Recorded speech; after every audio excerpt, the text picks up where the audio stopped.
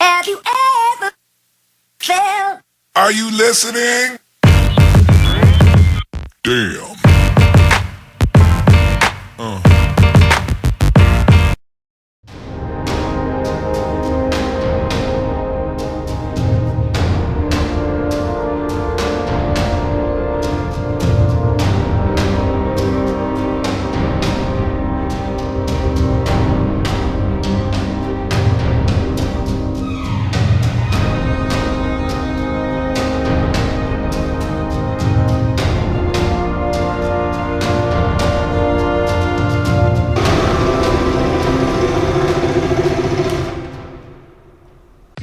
It's a very funky looking thing.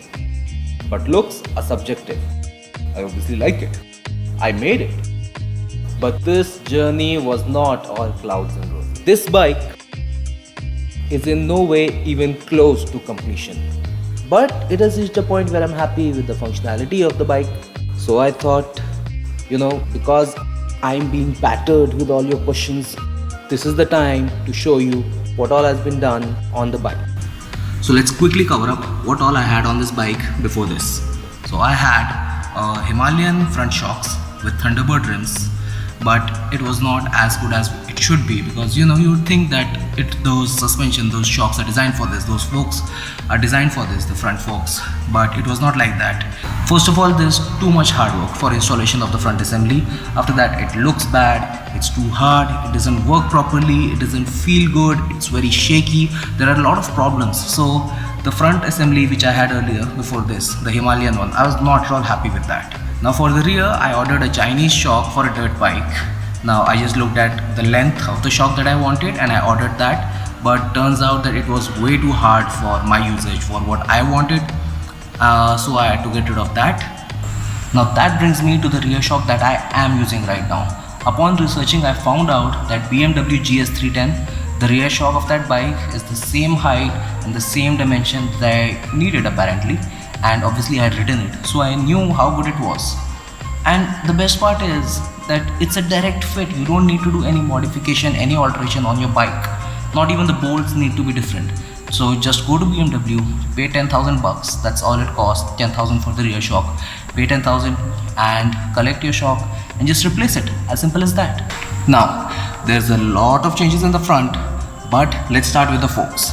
These forks are from BMW GS310 again. They cost 28,000 rupees total, just the forks, nothing else. Left and right, these forks, that's all.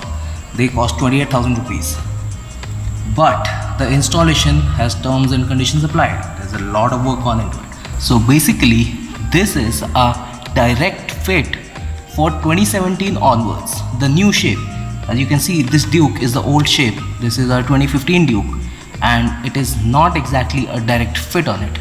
Why is that? Because from 2017 onwards, KTM changed the sizing of their forks, and therefore they had different triple clamps on it. So my Duke had a different triple clamp than what I needed. So along with the forks, I also needed to buy the triple clamps and the triple clamp nut, so that I can install all of this all together.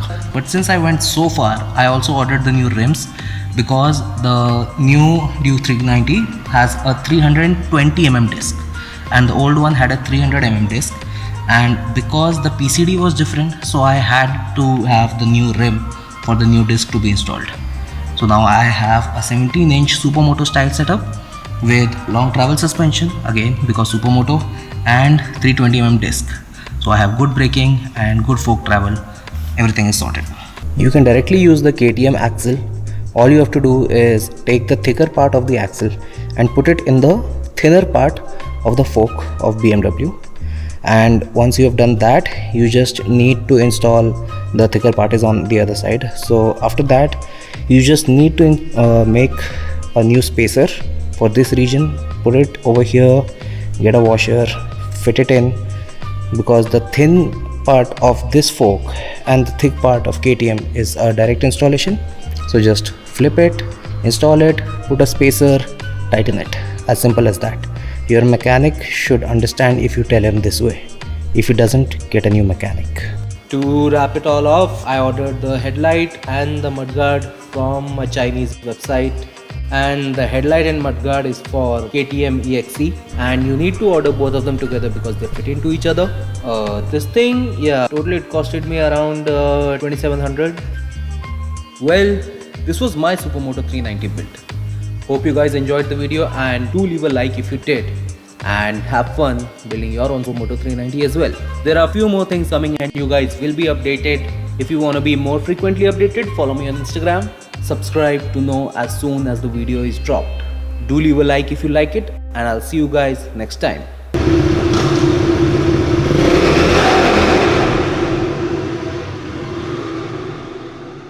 Here we go.